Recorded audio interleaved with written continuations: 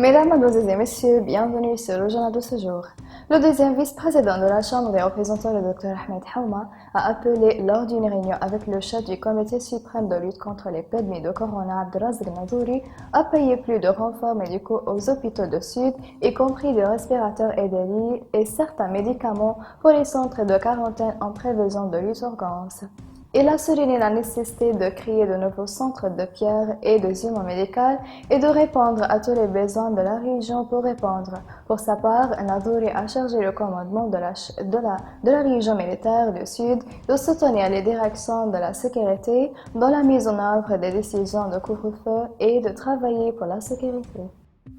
Le député Jibril Ouhaida a déclaré que les justifications de Ranouchi ne sont que des tours et des intégrus de la tendance internationale de la confrérie qui ne falsifie plus personne et naturellement que ces mensonges sont pratiqués par la branche de l'organisation en Tunisie comme l'un de ses branches les plus importantes de la région arabe et de l'Afrique du Nord après son affrontement en Égypte.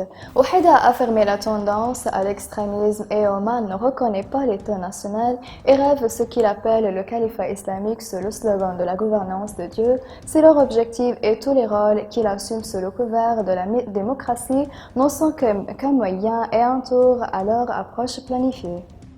L'opéra des médias de la 9e brigade de la division d'information militaire de l'armée libyenne, Mohamed Sadegh, a révélé les derniers développements de la situation militaire dans et autour de la ville de Tarhouna. Sadegh a expliqué que les forces de l'UFAR soutenues par des mercenaires et des Turcs ont lancé mercredi matin une attaque contre la ville de Tarhouna qui sont l'axe de Homiyin, l'Gouéa et l'Ouajeh, soulignant que l'attaque a été avec l'artillerie, des armes moyennes et lourdes et avec la couverture du vol turc.